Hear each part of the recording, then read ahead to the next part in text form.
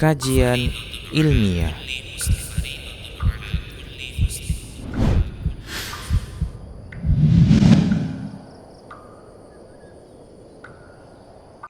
Bismillahirrahmanirrahim. Assalamualaikum warahmatullahi wabarakatuh.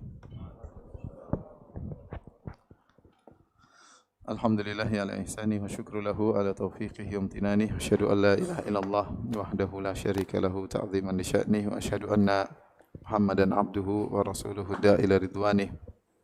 Allahumma salli alaihi wa ala alihi wa ashabihi wa ikhwani. Hadirin dan hadirat yang dirahmati Allah Subhanahu wa taala. Alhamdulillah pada kesempatan kali ini kita bisa dipertemukan oleh Allah Subhanahu wa taala dalam rangka saling mengingatkan, karena di antara ciri orang-orang yang selamat dari kerugian adalah watawasau bil haq watawasau bis sabr. Itu orang-orang yang saling berwasiat dalam kebenaran dan saling berwasiat dalam kesabaran. Jadi di antara ciri-ciri orang beriman adalah saling menasihati.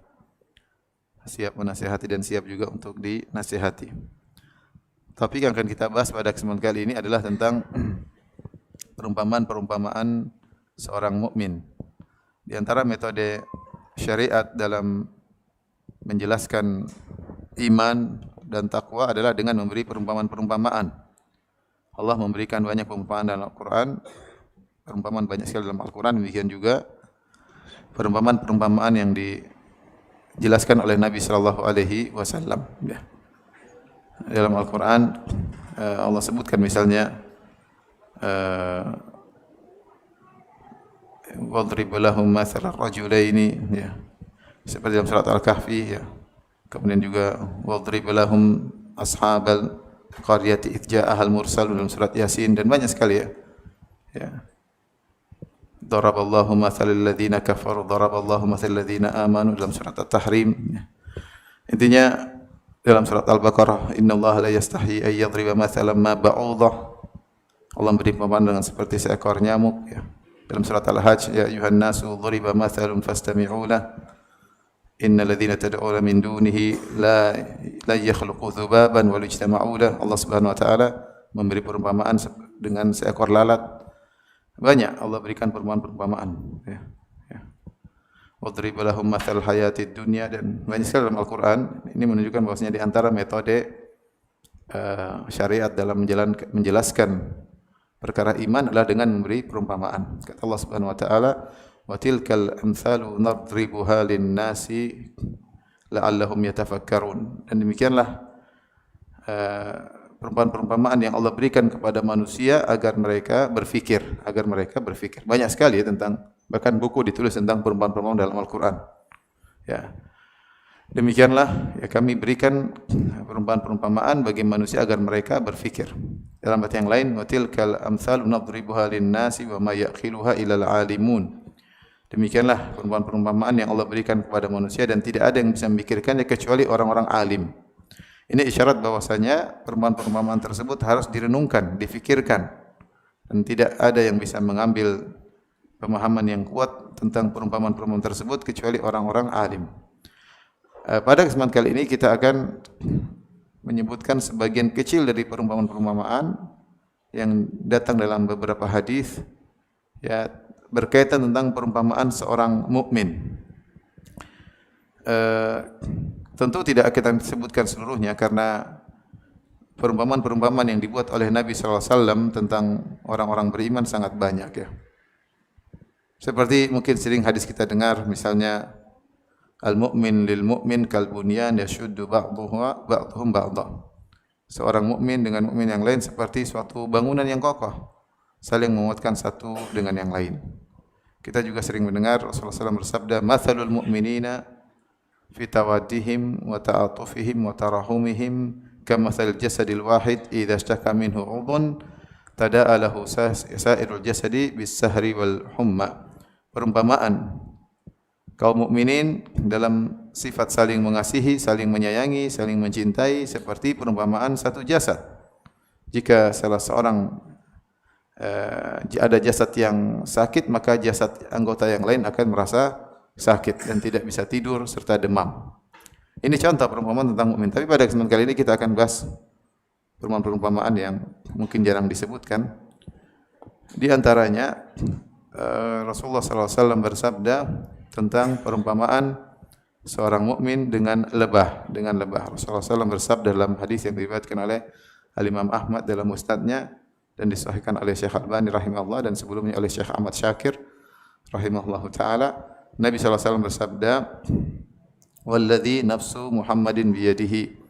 Demi zat yang jiwaku berada di tangannya. Inna masalal mu'min laka masali an-nahlah. Sungguh perumpamaan seorang mukmin itu benar-benar seperti perumpamaan seekor lebah, ya.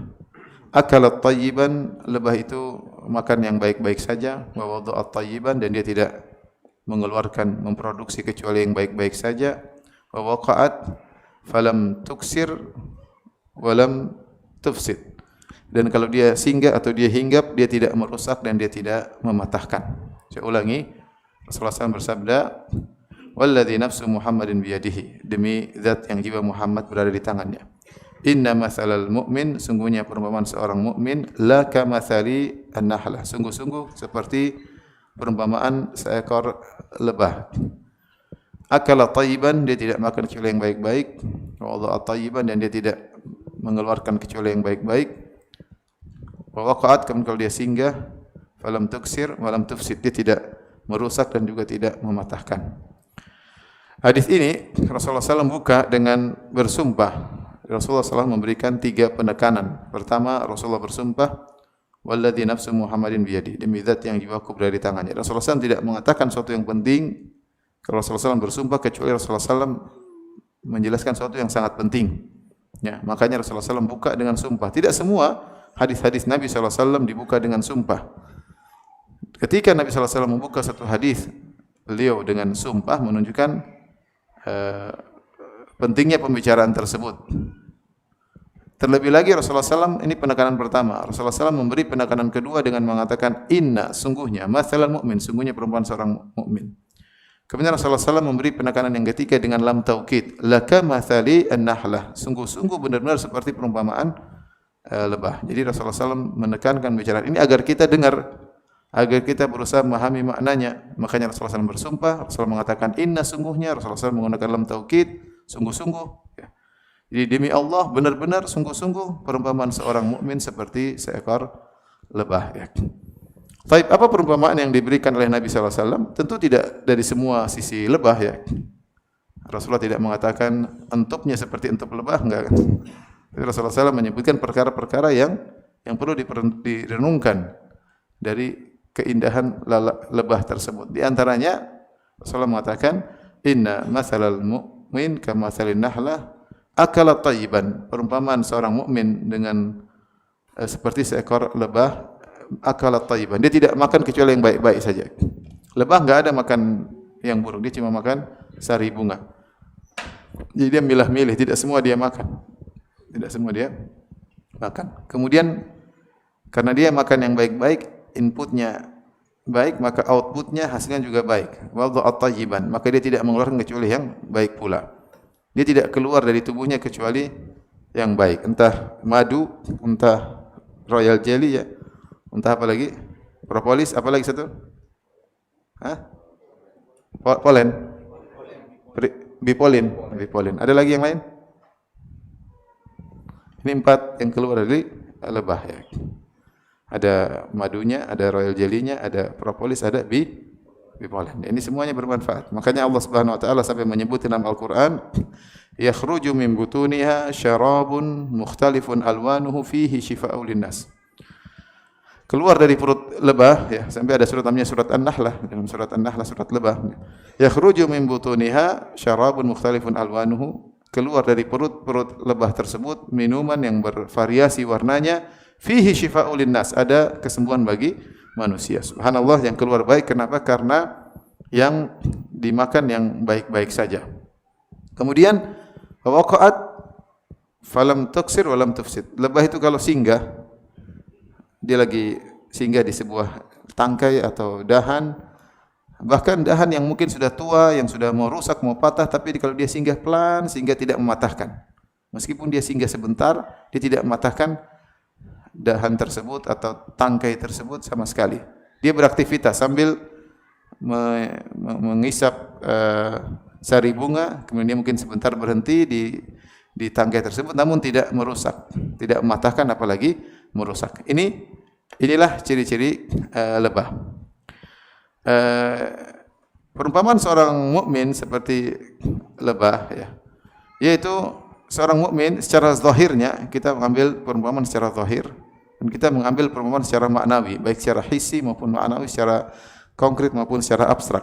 Secara konkret, secara hissi, bahwasanya lebah makan yang baik-baik saja. Nah, seorang mukmin demikian, dia tidak asal makan sembarangan, ya. Makan dari yang halal, ya. Makan dari yang halal, ya. Tidak dia milih, ya. Dia makan dari yang halal. Kalau dia makan yang halal, maka outputnya biasanya juga baik, amal saleh. Makanya ada keterkaitan antara makanan halal dengan amal saleh. Ya ayyuhar rusulu kulu minat tayyibati wa'malu salihah. Inni bima ta'maluna basir. Kata Allah Subhanahu wa taala, wahai para rasul, kulu min tayyibat kulu minat tayyibati wa'malu salihah. Makanlah dari yang baik-baik dan beramal saleh. Ibn Rajab Al-Hambali dalam kitab Jami'ul Al-Hikam menyebutkan bagaimana keterkaitan antara makan yang baik dengan apa? Dengan amal saleh. Kalau kita milih-milih makanan, tidak asal makan, kita meninggalkan yang haram, kita meninggalkan yang syubhat, maka akan berpengaruh pada amal saleh yang kita lakukan. Kita akan semangat, kita akan insyaallah jauh daripada riya, ya, ikhlas kepada Allah Subhanahu wa taala, karena makanan yang baik punya pengaruh terhadap amalan kita, ya. Jadi jangan makan sembarang, ya. Zaman sekarang orang bilang, Ustaz, yang haram saja susah, apalagi yang halal, ya. Saking ini musim susah cari makan, susah cari uang, yang haram saja susah, apalagi yang halal. Ini hanyalah bisikan syaitan. Yang halal masih banyak, yang halal masih banyak. Lihat bagaimana ayahnya Al-Imam Al-Bukhari rahimahullah, ya, ketika disebutkan biografinya, ayahnya Imam Al-Bukhari ketika akan meninggal, dia mengatakan, aku tidak mengetahui aku makan dari satu keping dirham syubhat, tidak ada. Satu keping dirham syubhat tidak ada sama sekali. Semua yang dia makan, dia yakin adalah halal. Yang dia makan untuk dirinya, untuk keluarganya, dia yakin 100% apa? Halal. Yang syubhat aja tidak ada. Maka di antara produknya adalah Al-Imam Al-Bukhari rahimahullah ta'ala. Nah, kalau kita makan sembarangan, produknya kura-kura ninja kadang-kadang. Makan sini, terbang sana, tebas sana, makan sini, nipu teman, bohongin teman, semua kita lakukan, waliyadzubillah. Ya, hasilnya ya begitu-begitu. Nanti anaknya nakal, kamu nakal, bapak sudah setengah mati kerja, makan syubhat, kamu begini hasilnya. Jadi berusaha untuk makan yang halal, ya. Barang siapa yang berusaha cari yang halal, maka Allah akan mudahkan. Allah akan mudahkan. Ini makna secara zahir, makna secara maknawi atau abstrak, yaitu kita dalam kehidupan ini milah-milih. Sebagaimana kita tidak makan kecuali makan yang baik, demikian juga janganlah kita melihat kecuali melihat yang baik. Janganlah kita mendengar kecuali mendengar yang baik. Janganlah kita berkata-kata kecuali kata-kata yang baik, seperti lebah, ya. Yang mau kita lihat di alam semesta ini sangat banyak, ya. Apalagi di alam YouTube, ya, banyak sekali yang bisa dilihat, ya. Alam Facebook, alam medsos, banyak sekali yang bisa kita lihat. Kalau kita tidak milah-milih, kita akan melihat hal-hal yang buruk, yang akan merusak iman kita, ya. Banyak sekali, terutama anak-anak muda, ya, jomblo-jomblo, ya. Banyak hal yang menggoda iman, ya. Jangankan yang belum menikah, yang sudah menikah pun bisa sangat mudah untuk tergoda, ya. Baik kita lihat di media, di alam nyata ataupun dunia maya. Seorang menjaga pandangannya, tidak melihat kecuali yang baik-baik saja. Kalau dia melihat yang haram, dia ucapkan astagfirullah, astagfirullahal azim, ya. Cuma kenyataannya saking terbiasanya kita melihat yang haram, tidak pernah kita milah-milih, akhirnya kita pun merasa itu hal yang biasa dan kita pun tidak pernah beristighfar, ya. Mulai lihat medsos, lihat berita wanita pembawa acaranya terbuka auratnya, terlihat rambutnya, terlihat lekuk tubuhnya, terlihat sebagian keindahan tubuhnya, kita pun tidak berkata astagfirullah. Ya. Lagi nonton YouTube, kemudian tiba-tiba ada iklan, ada cewek cantik, ya, kita pun tidak mengatakan apa? Astagfirullah. Itu menunjukkan kita sudah tidak pilih-pilih lagi. Kita asal ngelihat. Ya. Terus kapan mau istighfar? Mau telanjang bulat baru istighfar. Itu mukadimah, nanti orang terbiasa. Terbuka aurat ini dianggap biasa, dianggap sih. Menunjukkan kita tidak milah-milih dalam melihat. Akhirnya nanti berpengaruh pada kelezatan kehidupan rumah tangga kita. Seorang yang tidak menundukkan pandangannya, tidak milah-milih, akhirnya apa? Produknya dia tidak bahagia. Dia tidak bahagia. Lihat istrinya tidak cantik lagi. Padahal istrinya cantik. Tapi setan menghiasi. Kata orang, rumput tetangga lebih apa? Lebih hijau. Ya. Padahal rumputnya sudah hijau. Tapi kalau lihat rumput tetangga lebih hijau. Istrinya sudah cantik. Tapi karena dia seling memandang sana sini, tidak menundukkan pandangan, artinya istrinya tidak kelihatan cantik. Akhirnya hambar. Tidak ada rasa tertarik kepada istrinya. Itu istrinya cantik, apalagi kalau istrinya jelek, lebih parah lagi. Maksudnya kurang cantik, bukan jelek. Kalau istrinya kurang cantik, lebih parah lagi. Maka seorang memilah-milih dalam pandangannya agar dia mendapatkan produk kebahagiaan. Kalau tidak, dia tidak bahagia. Sulit bahagia. Sementara dia mengumbar pandangannya. Melihat sana, melihat sini, tanpa milah-milih. Produknya adalah kesengsaraan. Ya. Semakin dia tidak milah-milih, semakin dicabut rasa kebahagiaan dari hatinya. Ya. Demikian juga mendengar, banyak yang bisa kita dengar sama zaman sekarang ini. Berita ini, berita anu, berita politik, berita ghibah, berita namimah, berita macam-macam. Ya. Bagi tidak milah-milih juga demikian. Ya, produknya adalah kesengsaraan, produknya hatinya kotor, ya. Mengetahui keburukan-keburukan orang, waktunya terbuang-buang. Demikian juga dalam berbicara, dalam berkata-kata, kata Allah wa qulu linnasi husna, ucapkanlah kepada manusia kata-kata yang baik, ya. Maka dalam berbicara, dalam komentar kita jadi seperti lebah. Seperti apa? Lebah. Sebelum berbicara mikir, ini pantas enggak untuk saya ucapkan? Ini pantaskah untuk saya tulis?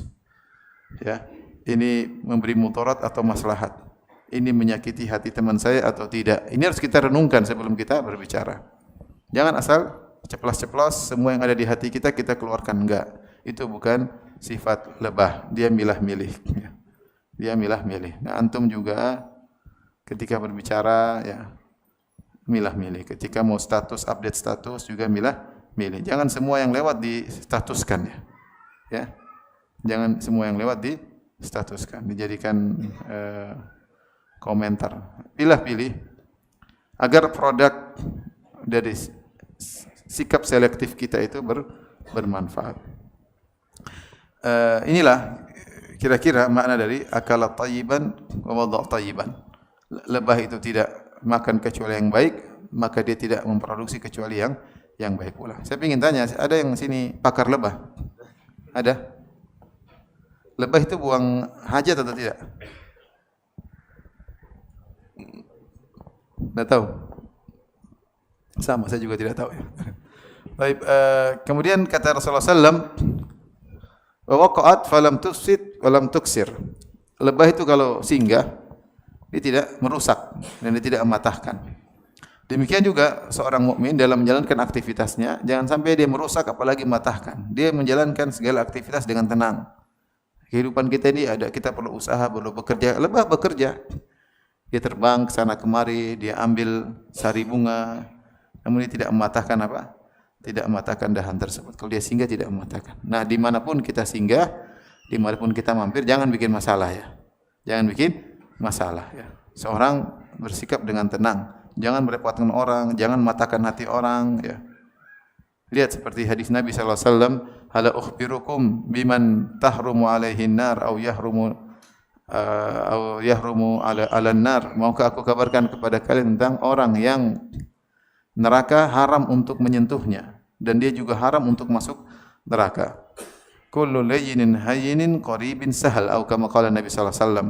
Orang tersebut adalah setiap orang yang lembut, hayyin yaitu gampang ya, kemudian qarib dekat, sahal mudah.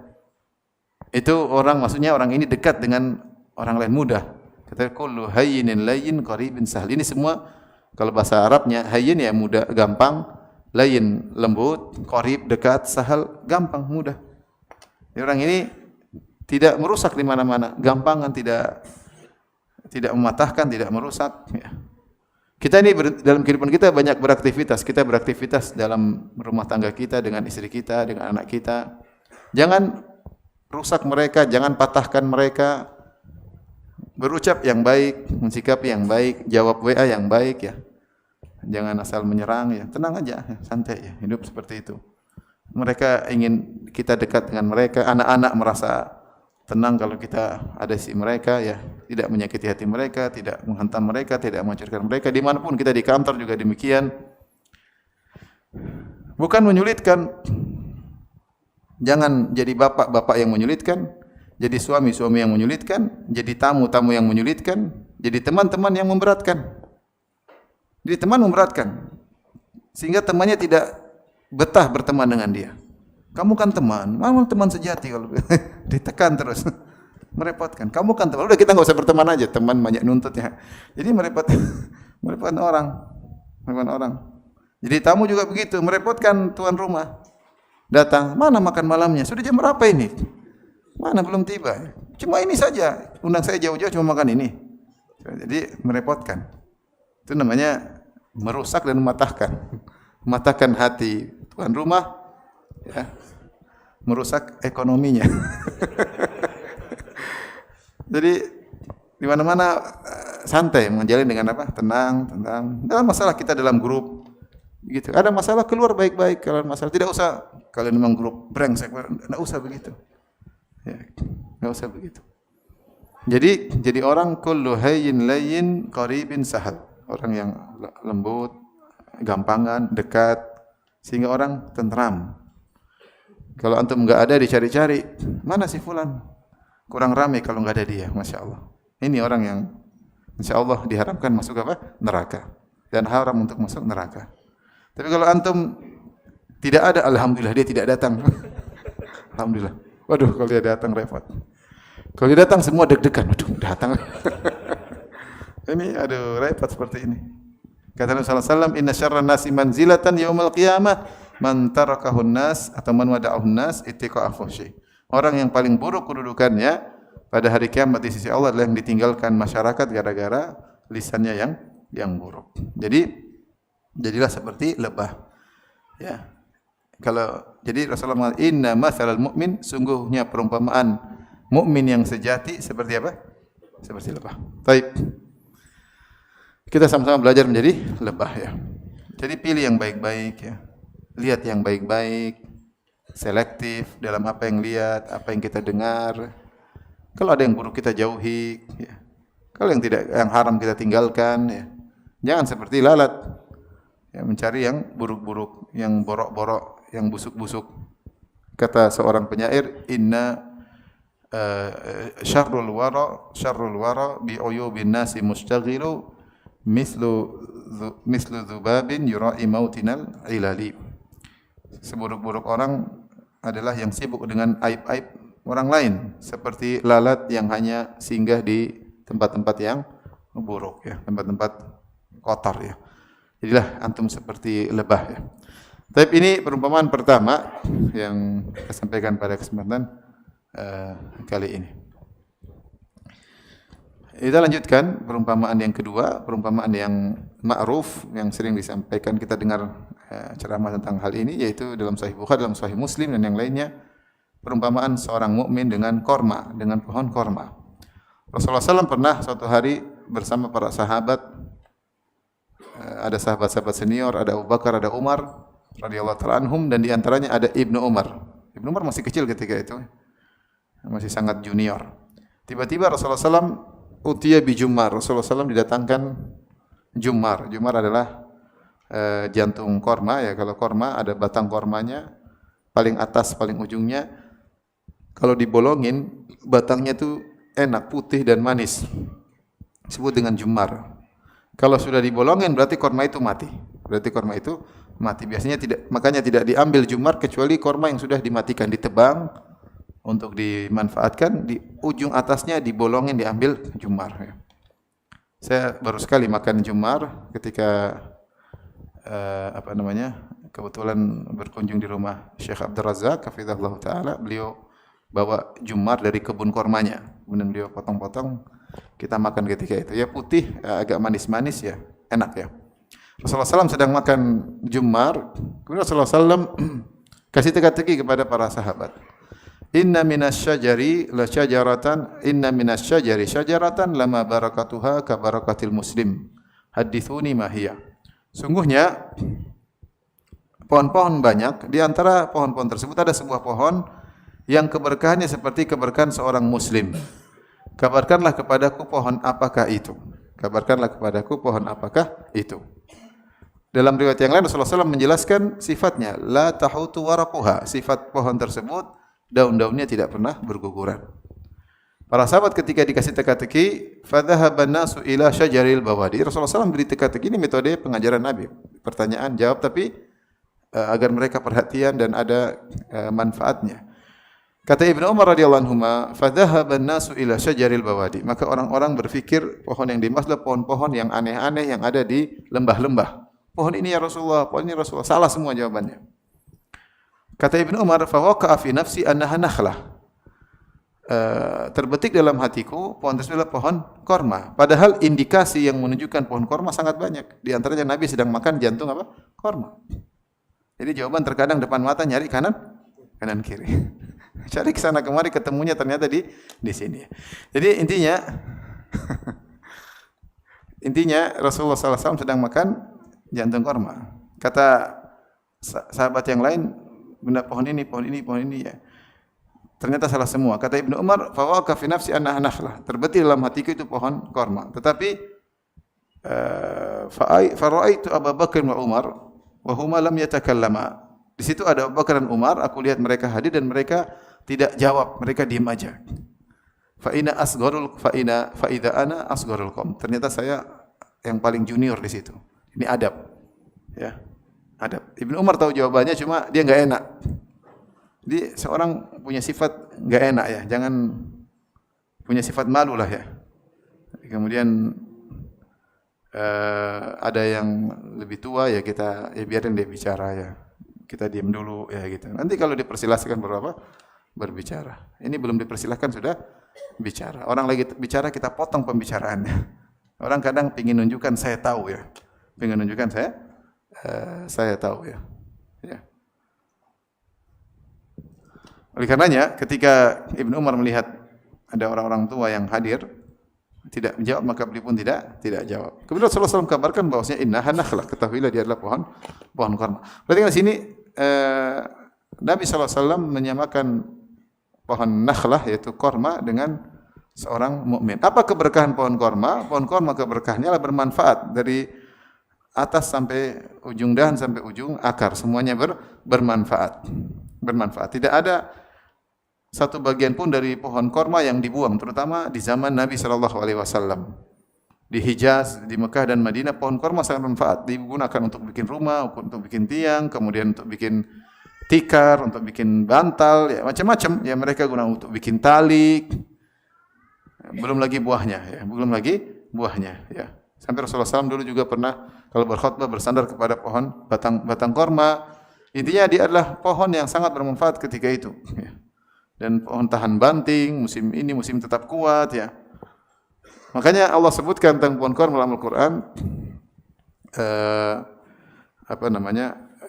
Allah mengatakan tu'ti ukulaha kullahinin biizni rabbiha. Bahwasanya pohon korma itu mengeluarkan hasilnya setiap saat dengan izin Rabbnya. Di antara kesimpulan korma, buahnya bisa jadi makanan pokok. Buahnya itu bisa jadi buat obat, bisa jadi buah-buahan, bisa jadi makanan pokok. Buah korma kalau hijau bisa bermanfaat untuk obat seperti katanya untuk obat untuk kesuburan. Demikian juga ketika dia sudah merah enak dimakan, balah dimakan enak. Kalau sudah jadi rutop warna coklat lebih enak lagi. Seperti kita makan buah. Kalau jadi hitam adalah makanan pokok, sudah jadi hitam bisa disimpan. Zaman dulu belum ada kulkas, bisa disimpan kalau sudah jadi apa? Hitam. Sehingga Apalagi kalau zaman sekarang untuk pakai freezer selesai semuanya. Sehingga sambil menunggu panen berikutnya, pohon kurma masih jadi bekal di rumah makan ya. Dulu kurma adalah makanan yang orang yang di rumahnya ada kurma tidak akan kelaparan ya. Jadi buah-buahnya bermanfaat setiap saat. Ada yang mengatakan, Ustaz, pohon kelapa sama seperti pohon kurma. Kita mungkin dari sebagian sisi mirip, bermanfaat dari segala sisi, tapi buah-buahnya tidak bisa dijadikan apa? Seperti pohon buah kurma ya. Itulah keberkahan seorang mukmin ya. Dimanapun dia berada, dia berkah. Berkah untuk dirinya dan berkah untuk orang lain. Dia tidak membuang waktunya. Setiap detik yang dia lewati bermanfaat. Entah dia berzikir untuk dirinya, entah dia merenungkan dosa-dosanya, entah dia membaca Al-Quran, entah dia beristighfar, ya, entah dia ikut pengajian, entah dia baca buku bermanfaat, entah dia istirahat karena menyiapkan diri untuk bisa beribadah, entah dia mencari nafkah untuk menjalankan kewajiban beri nafkah anak istri. Tidak ada yang tidak bermanfaat. Itulah keberkahan pohon korma. Seorang mukmin hendaknya menjadi seorang mukmin yang berkah. Dimanapun dia berada, dia bermanfaat untuk dirinya atau untuk orang lain. Ya. Seperti contohnya ayat yang kita baca tadi dalam surat Maryam, ketika Nabi Isa mengatakan, ketika dia berbicara masih kecil, wa ja'alani mubarakan aina ma kuntu. Allah menjadikan aku berkah dimanapun aku berada. Disebutkan di antara tafsir ayat ini bahwasanya Nabi Isa alaihissalam dimanapun dia berada, dia beri ujangan, dia nasihat orang, dia beri, makanya diberi gelar dengan guru, dia seorang guru. Dimanapun dia memberikan apa? Ujangan, nasihat, sehingga dia memberi keberkahan kepada orang lain ya. Seperti itu. Maka kita memberi keberkahan pada diri kita, demikian keberkahan kepada orang sekitar kita. Rasulullah SAW bersabda, khairukum anfa'ukum linnas. Baik-baik kalian yang paling bermanfaat bagi orang lain. Maka seorang hendaknya menjadikan dirinya berkah. Dimanapun dia berada, dia mendatangkan kemanfaatan. Dia di rumahnya, dalam kesendirian dia bermanfaat untuk dirinya. Dalam kesendirian, bukan bikin masalah dengan dirinya, bukan bikin maksiat dengan apa? Allah Subhanahu wa taala. Dalam kesendiriannya dia bermanfaat bagi dirinya. Bahkan dalam kesendiriannya bisa beri manfaat pada orang lain, seperti menulis buku, seperti menulis status yang baik, nasihat. Ketika dia berinteraksi dengan orang lain, baik dalam grup WhatsApp, di rumahnya, di kantornya, di masjid, panitia, hendaknya dia berkah. Anak-anak merasakan keberkahannya. Anak merasakan apa? Keberkahannya. Dia sebagai ayah, anak merindukannya, ngobrol dengan dia, ada waktu buat anak-anak. Dia sebagai suami, istrinya merasakan keberkahannya, ya. Dirindukan oleh istrinya, kapan pulang abang, kapan pulang abi, kapan pulang ya. Bukan abi nggak usah pulang. Kalau abi udah pergi, alhamdulillah. Suamiku udah pergi, alhamdulillah. Kan, tapi siapapun di dekat kita merasakan keberkahan kita. Teman-teman nyaman, tadi saya sebutkan nyaman ya. Kapan kita datang di suatu tempat, kita memberikan faedah. Ya. Dalam grup memberikan faedah. Ya, ini butuh apa namanya? Butuh ikhlas kepada Allah dan juga butuh pengalaman ya. Jadi itulah seorang seperti korma. Bukan di mana-mana dia merusak, mengganggu, lisannya mengganggu, tangannya mengganggu, pandangannya mengganggu, komentarnya mengganggu, celotehannya mengganggu. Anak-anak tidak betah, istrinya tidak betah, teman-teman tidak betah ya. Ini berarti dia tidak berkah. Dia tidak berkah ya. Nah, masing-masing kita coba introspeksi diri, apa keberkahan yang sudah kita berikan buat diri kita, buat anak kita, buat istri kita, buat teman-teman kita ya. Jangan kita hanya mikir cari manfaat dari orang lain. Kita pikir bagaimana kita beri manfaat kepada orang sekitar kita. Pola pikirnya dibalik ya. Kita kerja iya, tapi jangan berpikir bagaimana selalu berteman untuk ngambil manfaat dari teman. Sekali-sekali kita berteman untuk beri manfaat kepada teman. Karena itulah modal kita di akhirat kelak. Itulah keberkahan. Orang merasa nyaman dengan kehadiran kita. Ini sangat penting dalam apa? Dalam perilaku keseharian. Ya kita bisa cek aja. Kalau kita nggak datang, ada nggak yang tanya sama kita? Kamu kemana? Berapa hari nggak kelihatan? Kalau nggak ada yang tanya, itu pertanda. Udah seminggu nggak muncul di masjid, nggak ada yang tanya. Pertanda ada sesuatu ya. Berarti mereka merasa berkah kalau kita enggak ada. Kalau kita enggak ada mereka merasa berkah. Kalau kita enggak ada bikin masalah. Ya, cek aja, cek ya. Bagaimana anak-anak. Anak bilang, "Abi enggak pernah telepon." Wah, ini bagus. Berarti anak-anak merasakan apa?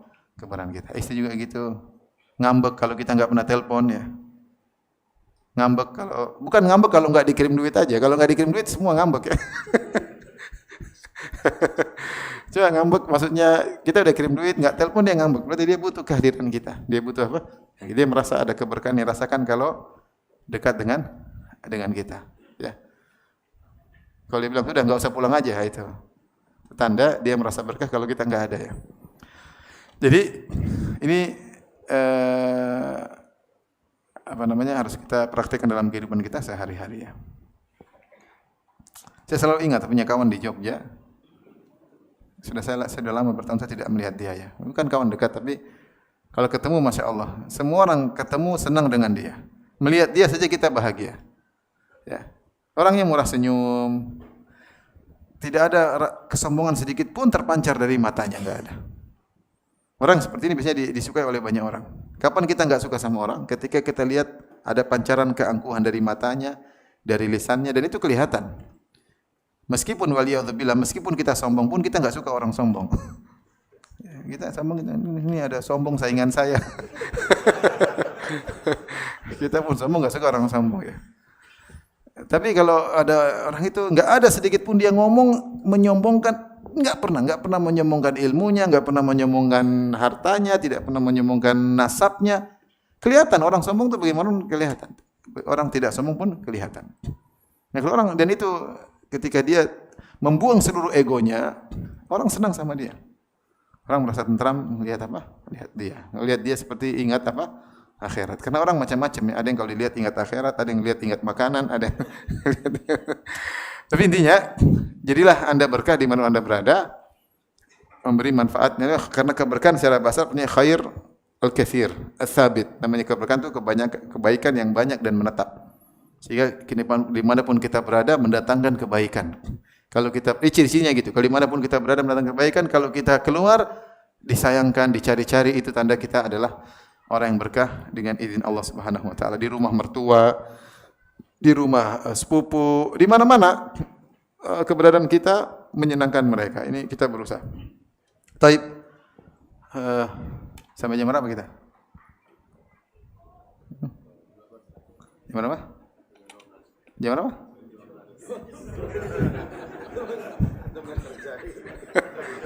Itu namanya singgah dan merusak. Ceramah sampai jam 12. Saya merusak diri saya dan saya merusak antum semuanya. Bercanda dia. Rasa semangat ya. Enggak, saya tanya benar sampai jam berapa kita? Jam 6. Biasanya berapa? 2 jam mematahkan kayaknya. Kita jangan. Sudah 1 jam ya. Kita lanjutkan sedikit lagi. Tapi di antara perumpamaan mukmin seperti Nabi sallallahu alaihi wasallam pernah bersabda dalam Sahih Bukhari dan yang lainnya, inna mathal mu'min kal khamah min az-zara' tufayyuha ar-rih taratan wa ta'diluha taratan, atau kama qala Nabi sallallahu alaihi wasallam. Perumpamaan seorang mukmin seperti al-khamah min az-zara', yaitu tumbuhan yang baru muncul yang lembut sehingga dia digoncangkan oleh angin ke kanan, ke kiri. Nanti kalau sudah selesai dia lurus kembali. Wa mathal munafik dalam riwayat kafir, dalam riwayat fajir kal arzah, seperti tumbuhan yang kokoh, yang kuat ya. Di tempat angin dia tidak bergerak ya. La tazalu hatta yakuna inji'afuha marratan wahidah. Dia senantiasa tegak dan dia tidak sekali digoyangkan dia patah. Terakhir, sekali digoyangkan dia patah kemudian tumbang. Ini perumpamaan dijelaskan oleh para ulama. Ada beberapa penafsiran dari ulama, di antaranya penafsiran bahwasanya seperti bahwasanya seorang mukmin itu selalu diterpa dengan ujian. Diterpa dengan ujian. Angin meniupnya ke kiri, angin ke kanan. Seperti tadi, seperti dahan yang tumbuhan yang baru tumbuh, yang lemah, masih lembek, masih Kalau tiup angin dia goyang ke kiri, nanti tiup angin ke kanan dia ke kanan, tiup angin ke depan dia ke depan. Dia bisa ngikutin, dia apa? Dihantam kanan kiri, tapi dia tetap nanti dia kembali lagi. Dia kembali lagi. Setelah angin berhenti dia kembali lurus kembali. Ya.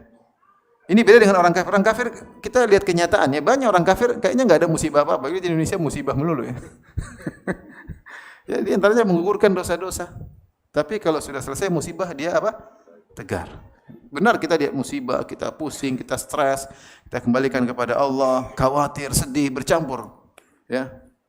Tapi terakhirnya kita lurus kembali. Itu kalau kita beriman. Lihat sementara orang kafir kayaknya santai terus, kayak melulu terus. Tahu-tahu mati. Tahu-tahu mati seperti pohon yang tidak kena angin dia tidak terpengaruh.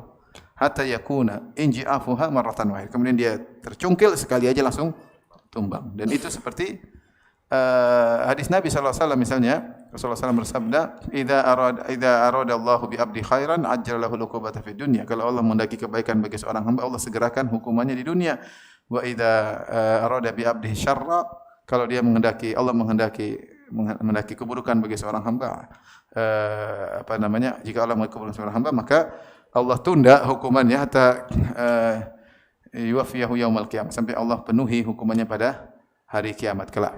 Ya, dibiarin, tidak dikasih musibah. Rasulullah SAW juga mengatakan, "Dunia sijnul mu'min wa jannatul kafir." Dunia itu penjara bagi seorang mukmin dan dia adalah surga bagi orang kafir. Kemudian juga ini menunjukkan bahwasanya seorang mukmin akan selalu diterpa dengan musibah, diterpa dengan ujian. Orang kafir nyaman ya. Seperti sabda Nabi SAW juga, "Inna Allaha la yumli lidh-dhalim hatta idza akhadahu lam yuflithu." Sungguhnya Allah biarkan orang yang zalim dibiarkan terus. Allah biarkan diulur, istidraj. Tapi kalau Allah sudah menghukumnya la yuflithu, maka tidak akan lolos dari hukuman Allah Subhanahu wa taala ya. Maka jangan heran jika seorang mukmin ditimpa dengan musibah, digoyang ke kanan, goyang ke kiri. Dan ini sebenarnya hadis tasliyah, hiburan bagi kita. Karena tidak ada di antara kita yang tidak dikasih ujian. Ya. Antum melihat mungkin seorang saudara antum tertawa, dia lagi ketawa, senyum. Bisa jadi dia tertawa dalam ujian yang sedang dia hadapi. Ya. Sampai ada seorang ditanya, "Kamu kok ketawa terus? Kamu enggak pernah diuji?" Saya diuji. Tapi tangisanku hanya di hadapan Allah. Tawaku untuk kalian ya. Ada orang seperti itu, dia tegar padahal dia sedang diuji. Ada orang memang sedang lagi senang-senang tidak diuji ya. Lagi senang-senang ya. Lagi naik gaji, lagi baru naik pangkat, lagi baru kawin lagi. Ya. Begini ketawa-ketawa. Kamu enggak tahu ujian yang telah dia lewati dan ujian yang akan dihadapi. Jadi terkadang kita lihat seorang senyum-senyum, mungkin dia sedang diuji. Atau dia baru lewat dari satu ujian untuk menuju pada ujian berikutnya. Seorang mukmin tadi, angin selalu menerpanya ke kanan, ke kiri, lurus kembali. Itulah orang kafir tenang-tenang aja, tahu-tahu masuk neraka jahanam. Tahu-tahu masuk neraka jahanam. Ya. Ini antara tafsiran yang disebut oleh para ulama seperti itu. Tafsiran yang kedua, sebenarnya mengatakan seorang di perumpamaan seperti kalkhamah, seperti tumbuhan yang ke kanan, kemudian ke kiri. Artinya apa? Dia ridha dengan takdir Allah Subhanahu wa taala. Dia ridha. Kalau Allah menghantam dia ke kiri, angin menghantam dia ke kiri, dia ikut ke kiri. Kalau angin menghantam dia ke kanan, dia ikut ke kanan. Kalau angin dia lurus, dia lurus. Dia ridha dengan keputusan Allah. Hatinya ridha. Kita hidup di dunia adalah medan ujian. Ya. Ini nama kota Medan. Ingat Medan apa? Ujian. Ya. Hidup di Medan tidak mau diuji, ya. Ini harus diuji. Dimanapun kita hidup akan diuji. Medan ujian. Nah, banyak hal yang tidak sesuai dengan keinginan kita. Tapi ketika kita ridha dengan keputusan Allah, ya, itulah kita beriman. Kita yakin di balik semua keputusan Allah adalah yang terbaik. Ya, yakin, bukan yakin karena yang memberi keputusan adalah zat yang sangat sayang kepada kita lebih daripada ibu kita terhadap kita. Cuma syaratnya harus kita ikut prosedur. Kita harus beriman. Wa may taqillaha ja'al lahu makhraja. Yang bertakwa Allah kasih jalan keluar. Yang tidak bertakwa, yang tidak ridha dengan pesan Allah, maka dia akan celaka. Makanya Allah mengatakan fasbir innal aqibata lil muttaqin. Sungguhnya kesudahan yang baik bagi orang yang bertakwa. Nabi Yusuf alaihissalam berkata, "Innahu may yattaqi wa yasbir fa innallaha la yudhi'u ajral muhsinin. Sungguhnya siapa yang bersabar dan bertakwa, Allah tidak akan menyia-nyiakan pahala bagi orang yang ihsan. Itu Nabi Yusuf, kesimpulan kehidupan dia. Dia uji dari sejak awal, dimusuhi oleh kakak-kakaknya, kemudian dibuka bajunya sebelum dimasukkan dalam sumur supaya bajunya dicampur dengan darah ya. Dibuang, masukkan dalam sumur, kemudian dijual sebagai budak, jadi pekerja, kemudian dituduh mau berzina, dipenjara, dengan berbagai, dipisahkan dari ayahnya sangat yang dia cintai, ya, puluhan tahun, ya.